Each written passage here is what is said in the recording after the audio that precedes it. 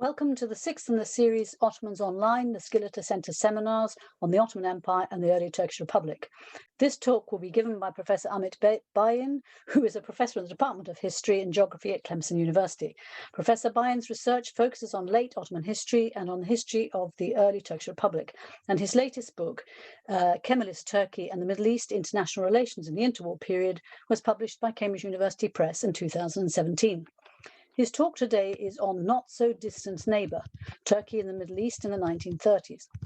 Just before I hand over to Professor Bein, the next talk in our series will be on Thursday, the 29th of April at 16:30 UK time, and will be given by Dr. Colin Hayward from the University of Hull. Dr. Hayward will be speaking on portside trouble in Ottoman waters, the enforced detention of the Blackham Galley at Izmir in 1697, from the unpublished journal of John Lucas, ship's surgeon. I now hand over to Professor Bein. Okay, thanks a lot for giving me the opportunity to be part of this lecture series. In the last year, I've gained a lot of experience teaching through this medium, not so much giving papers, so especially kind of in this setting, usually in front of the laptop. So I'll try to look at the camera and be engaging as I can, especially because for us here in the East Coast of the United States, it's a little bit after noontime, and for some of you, it's kind of the end of the day. So I promise to try to be engaging as I can. So again, it's a pleasure being virtually with you here today. Let me begin by sharing a few images with you. So when looking at the map on the screen, I suppose that the basic facts of the regional situation in the interwar period are well known.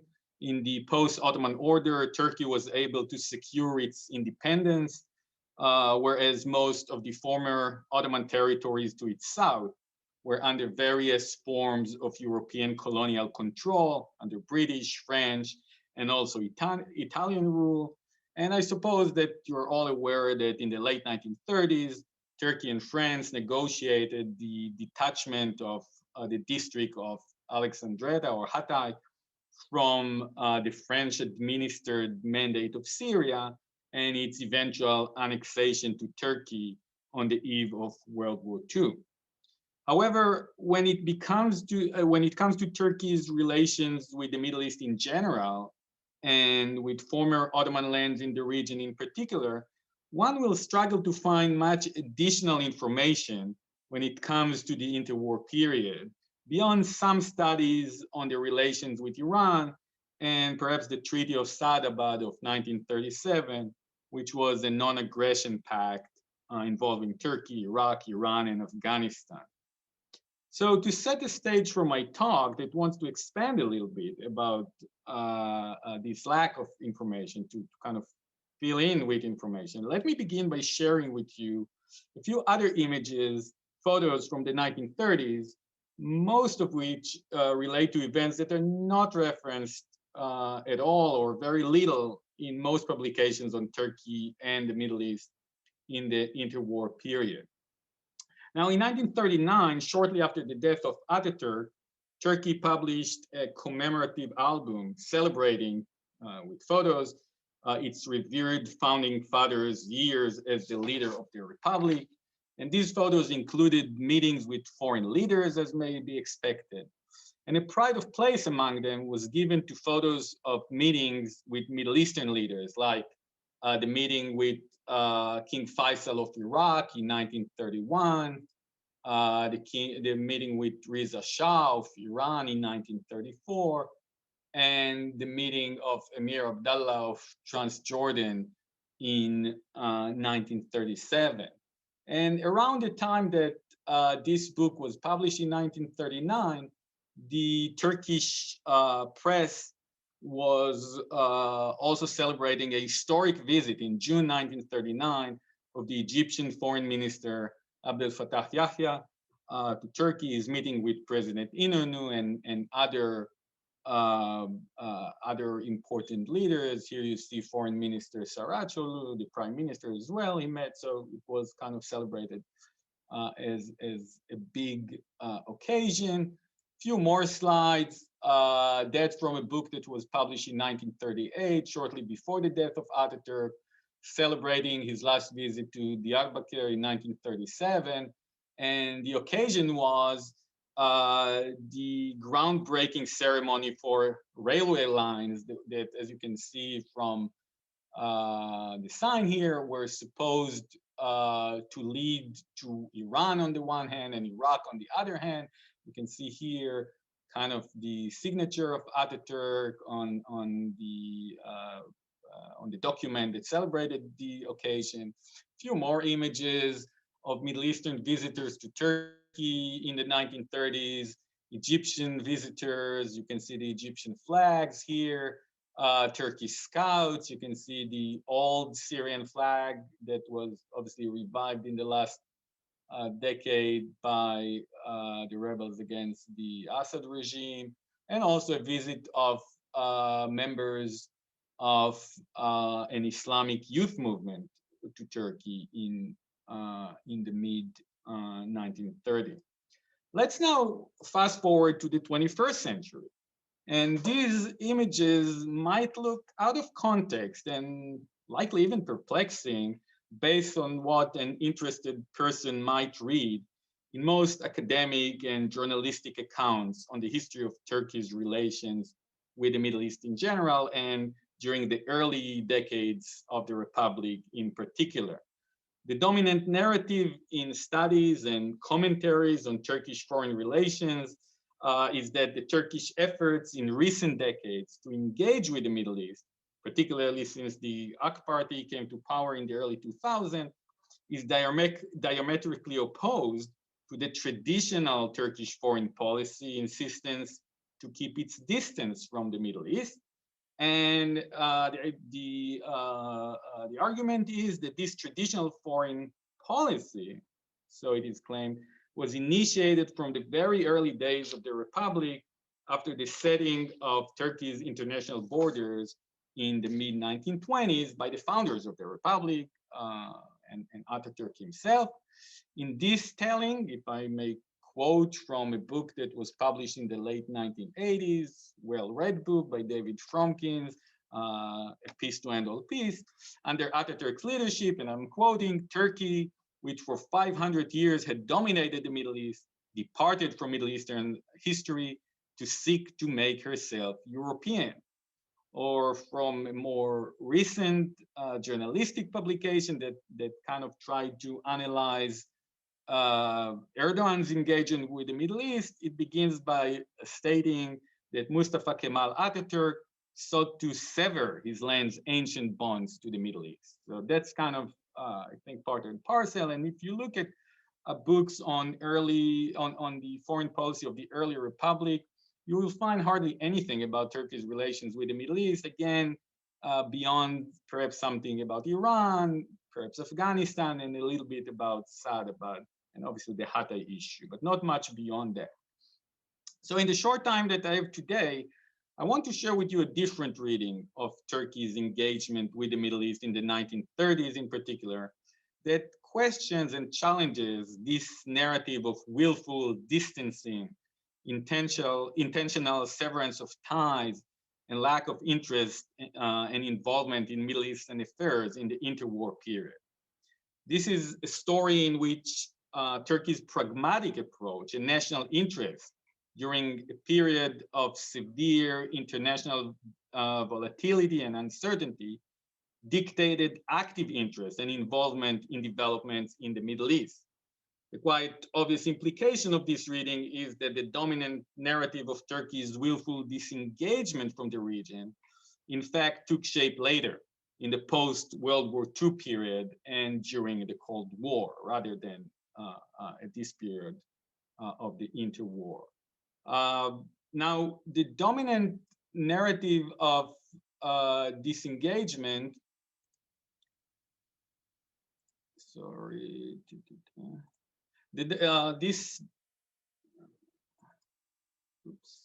Okay, So this dominant narrative of disengagement largely relies on a description of Turkey as a status quo power in the interwar period, asserting Turkish acceptance of its post-Ottoman borders by the mid-1920s, with Hatay standing out as the only exception.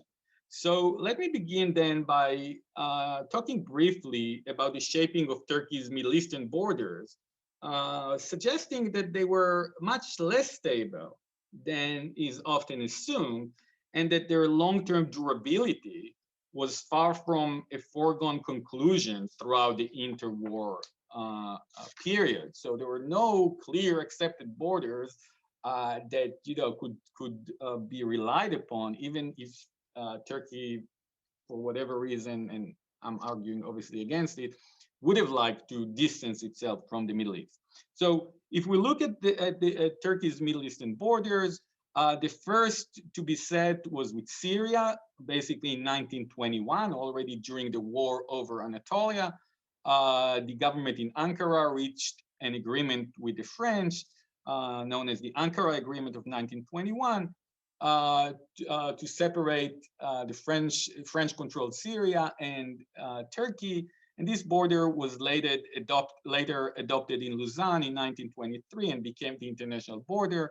The border with Iran was set in 1923 based on the Ottoman-Iranian border treaty of 1913. So it had some past to rely on. And finally, the Iraqi border was the last to be set, only in 1926. And this was the most dissatisfying for Turkey. And the agreement on it was reached after a prolonged period of arbitration and negotiations.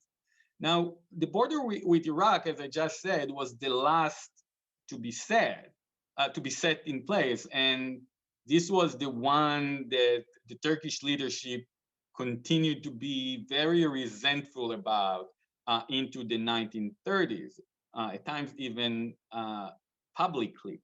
But perhaps surprisingly, this was the most enduring border.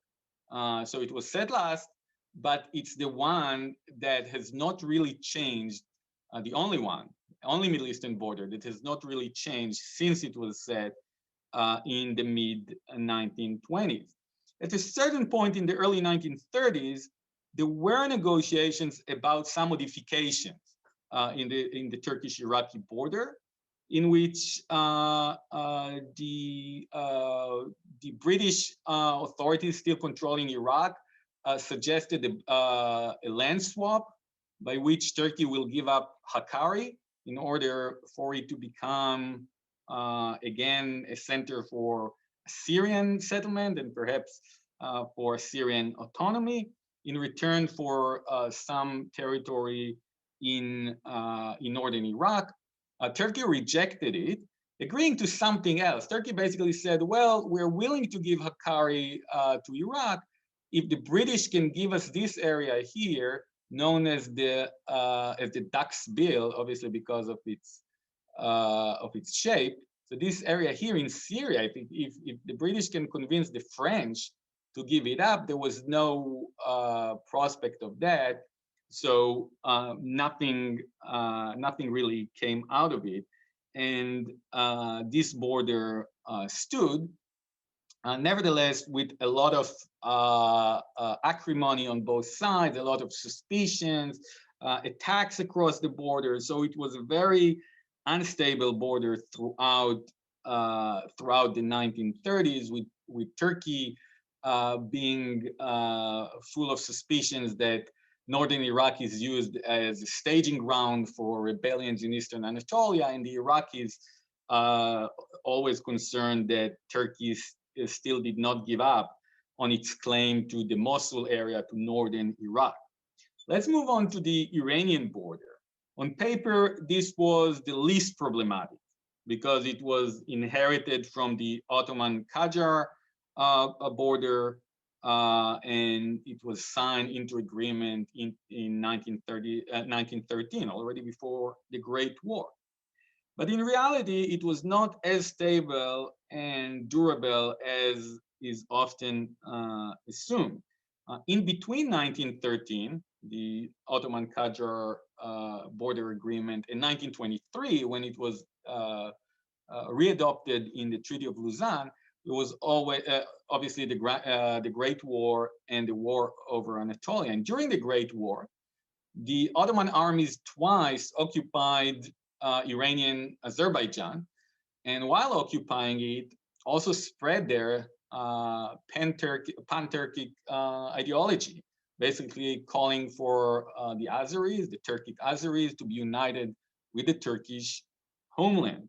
At the end of the war, they needed to retreat, obviously, and then Iran basically reciprocated in 1919 during the Paris peace conference. Iran laid claim to large parts of eastern Anatolia here, claiming that the populations here were racially connected with Iran and also were Shiites, like the Iranians.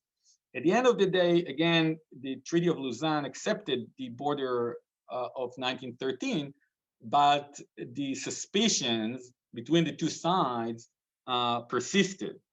And they came into focus as a result of rebellions on both sides of the border. Most pointedly, during the second Ararat revolt in 1930, during this revolt that engulfed much of eastern Anatolia, Kurdish rebels used staging grounds and supply routes from Iran to initially achieve some successes in eastern Anatolia. In the second stage of the revolt, the Turkish army was able to push back and reach the Iranian border. And at that point, it pursued the Kurdish rebels into the Iranian side of the border and basically occupied Little Mount Ararat, which was in Iran. The Iranians protested, but Turkey basically held the territory for more than a year, putting a lot of pressure on Iran to be willing to amend the border. And after a year and a half of significant crisis between the two states, including public accusations of helping rebels in both territories and reneging on their Treaty of Friendship that was signed in 1926.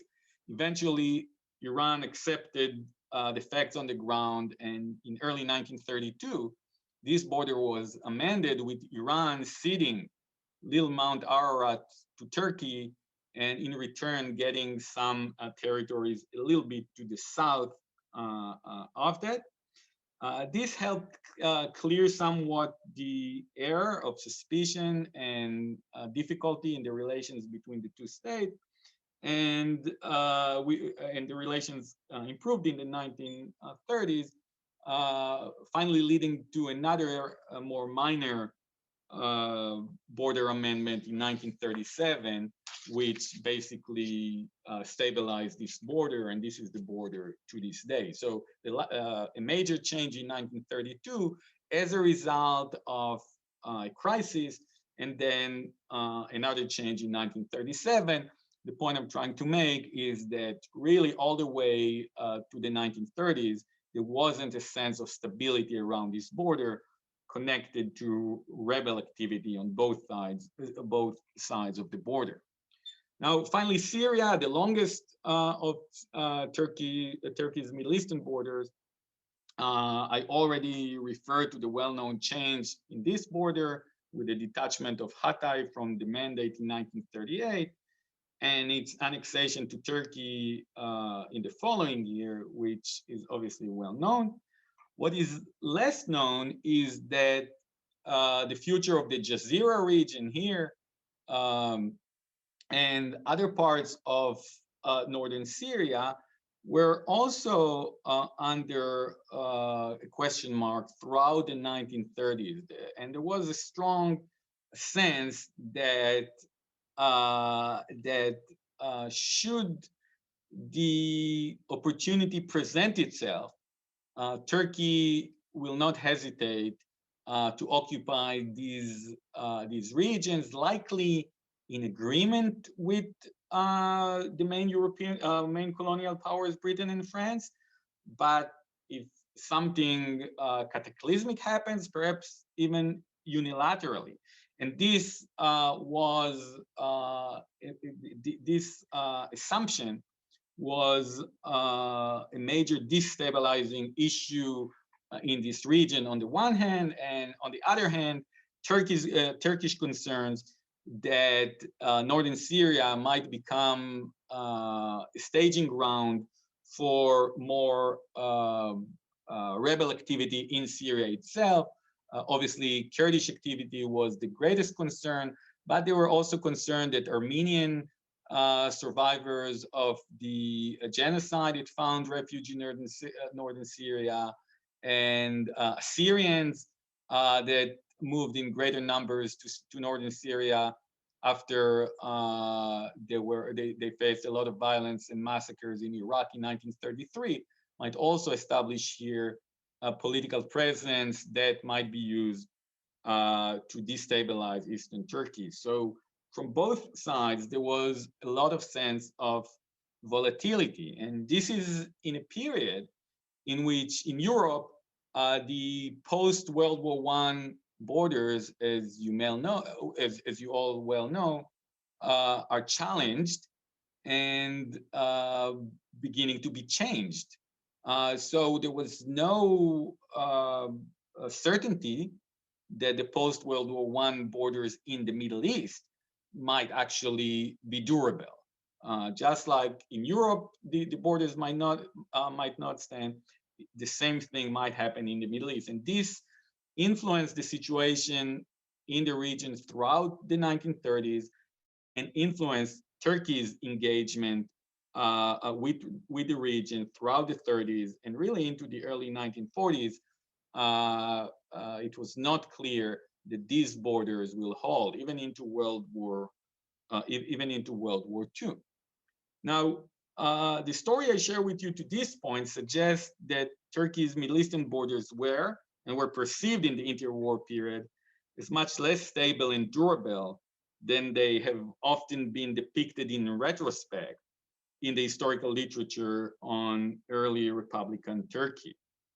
As this was the case, it should come as no surprise that Turkey did not simply watch from afar developments in the Middle East, but displayed active interest in engaging with political elites in the region when its interests were at stake. From Ankara's perspective, the Middle East was a region that represented both risks, and I mentioned some of these risks, staging ground for rebellion, but also opportunities for Turkey, which either way required active Turkish diplomatic engagement, particularly because in the 1930s, the region appeared to be moving toward a greater measure of autonomy from European colonial control. Still, when countries received independence like Iraq or Egypt, there were strings attached, obviously, but greater measure of autonomy, I would say, and formal independence with, again, Iraq and Egypt leading the way. Some examples of geostrategic and economic opportunities that presented themselves to Turkey, I can share with you right now. The most important was for Turkey to develop itself as a major hub for transit trade between Europe and the Middle East and perhaps other Asian markets. So for that purpose, for instance, there was a major Turkish effort to revive the Tabriz-Trabzon road, a historical caravan route that now Turkey hoped will be revived and could serve trade from Central Europe, the Danube Basin, all the way to Germany and Eurasia. So that was one project. Another project that Turkey initiated, and this is connected to the image I showed you about Ataturk in Diyarbakir in 1937, was the laying of new railroads for direct connections between Turkey and Iran and Iraq, eventually connecting Europe through Turkey with Eurasian markets all the way to India. And Turkey put a lot of hope in this, that this trade going through Turkey might create a lot of economic benefits. Obviously, particularly important during the decade after the crash in Wall Street in 1929 and the whole global economic crisis that came in its wake. Another project that was envisioned was the export of oil from the Middle East through Turkey. Particularly important was Mosul oil. There was some heavy oil that it was difficult to pipe. So Turkey hoped that it could be shipped through its territory to its Mediterranean border, and from there to consumers in Europe.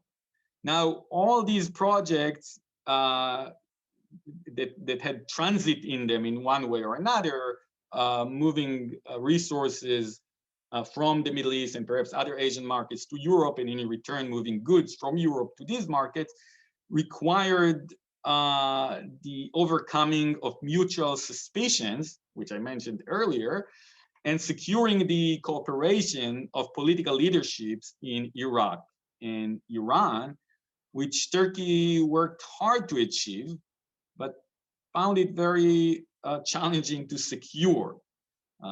Turkey, time and again, when it went to Baghdad or Tehran to convince these governments to cooperate on these projects that I mentioned, harped on the economic rationale. Everybody will reap economic benefits from it, whereas Iran and Iraq were always concerned that based on these transportation projects, Turkey might penetrate them, might find it as an enticing invitation on the basis of new railroads, on the basis of roads to penetrate their territory. So they were kind of circumspect about it.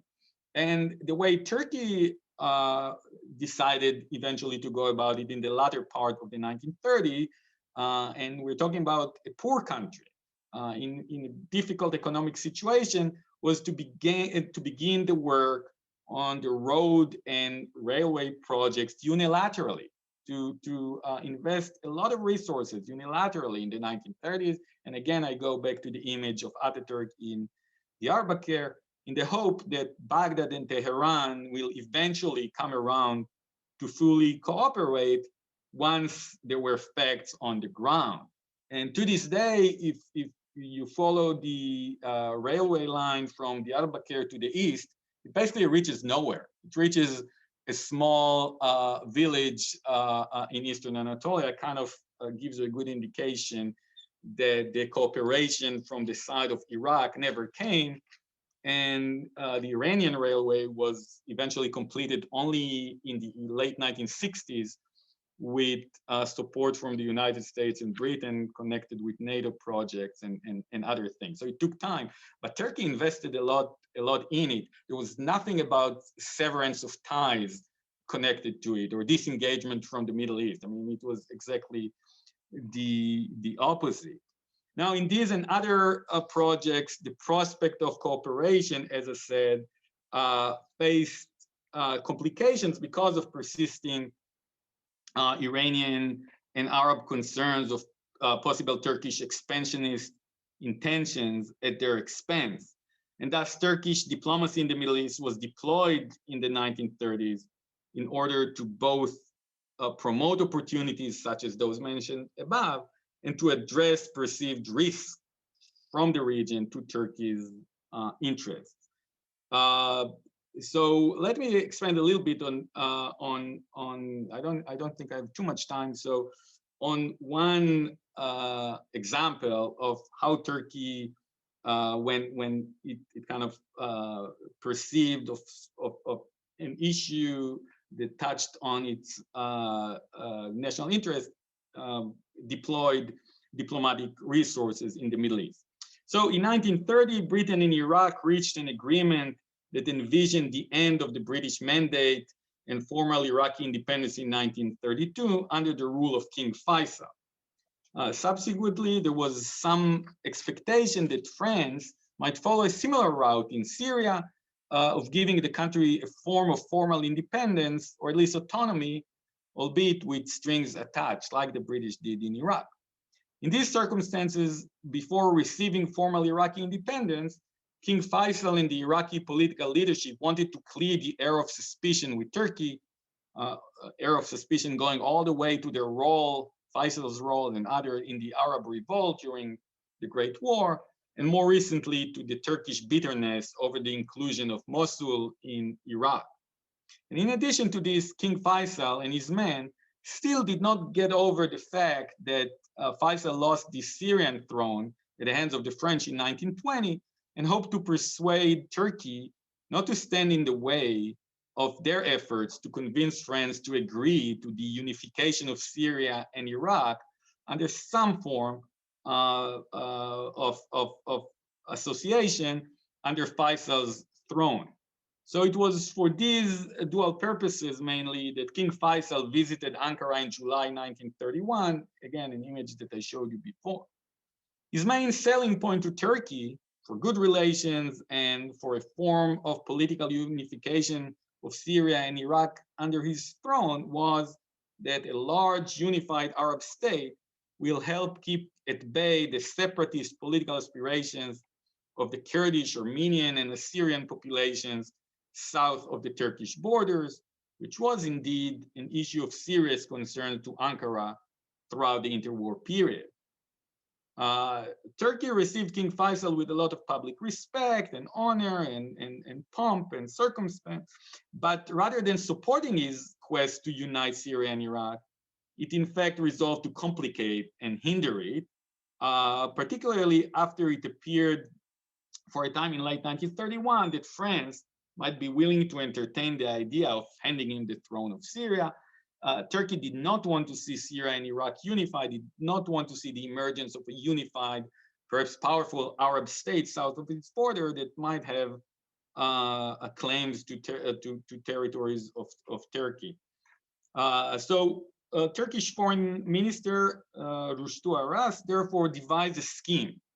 Abbas Hilmi II, the ex-Khedive of Egypt, was deposed by the British in 1914 for his pro-Ottoman proclivities and had extensive connections in Turkey, was called to Ankara from his exile in Europe and was sold on the idea that Turkey will back his candidacy for the throne of Syria. There was no throne of Syria, but they told him, hey, the French are going to offer it. We're going to support you. For Turkey, his role was simply as a spoiler.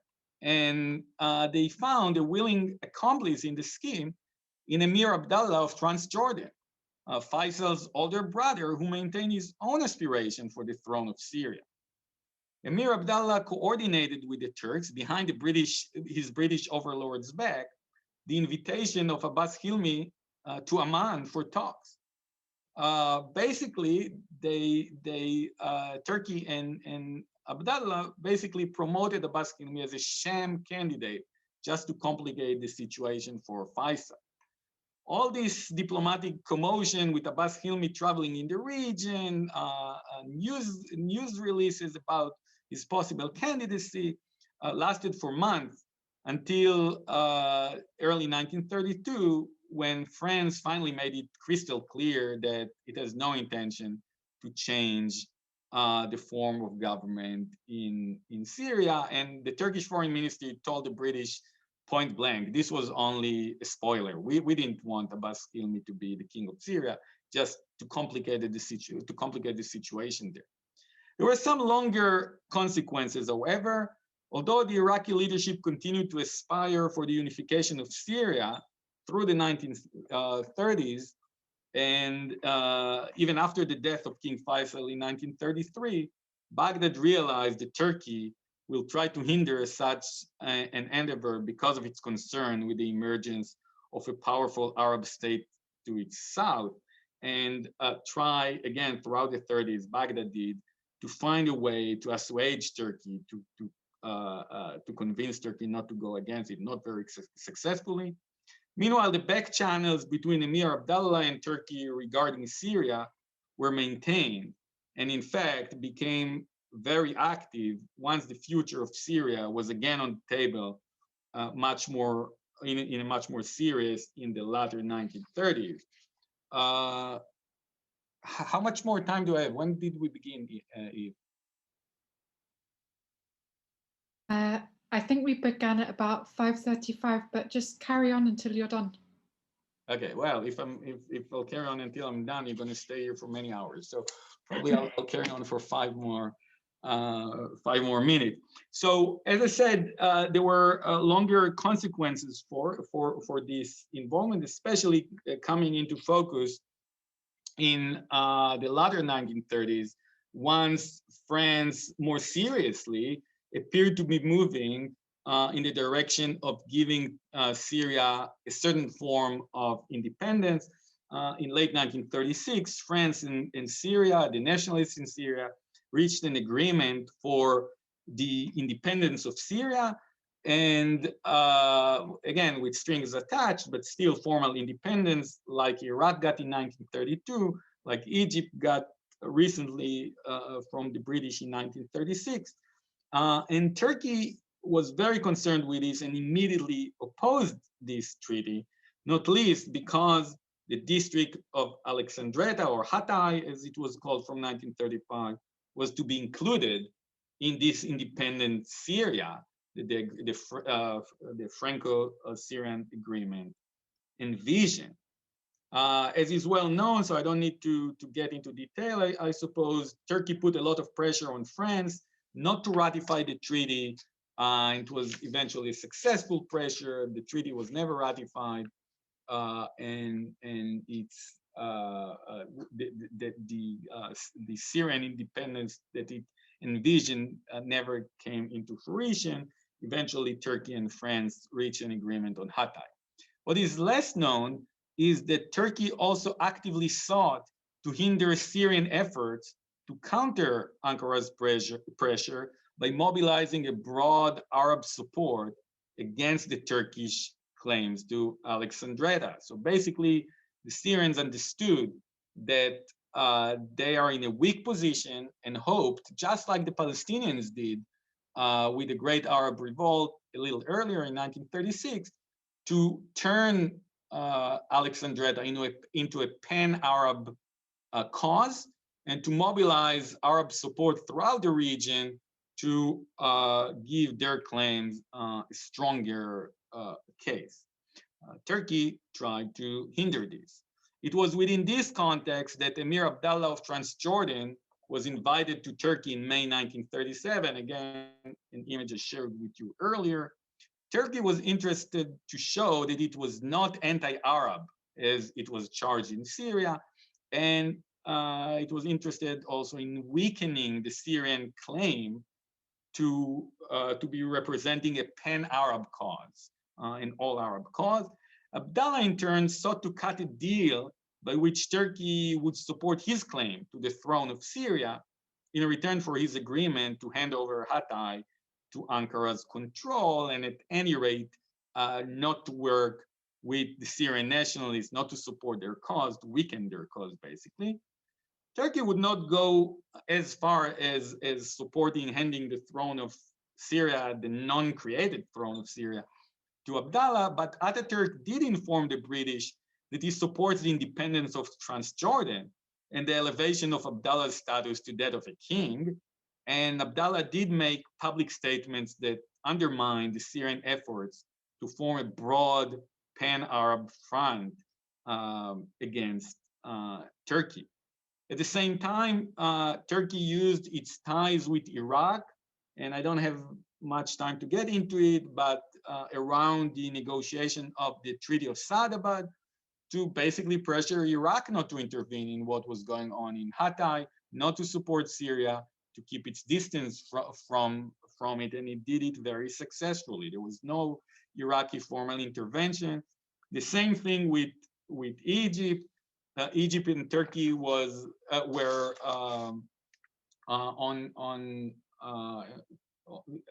were in the midst of a rapprochement having to do with recently independent Egypt and Turkey both feeling a high threat perception from fascist Italy, its expansionist intentions. So the relations between these two countries, Turkey and Egypt, were improving fast, what eventually led to the visit of the Egyptian foreign minister that I showed you in mid-1939. At any rate, one benefit that Turkey reaped is that Egypt too, the most powerful, the largest Arab country, did not support Syria formally, did not intervene around Hatay. Basically, the Syrian nationalists were isolated successfully by Turkey. So I suppose I will stop here. There are various other examples of Turkish diplomatic engagement in the Middle East. If you're really interested, you can either ask me in the Q&A or read my book. Shameful plug. But generally speaking, I would say that it was World War II and its aftermath that eventually led into a situation in which Turkey began distancing itself from the Middle East, keeping its distance and being very circumspect about involvement in developments in the region in the aftermath of World War II and during the Cold War.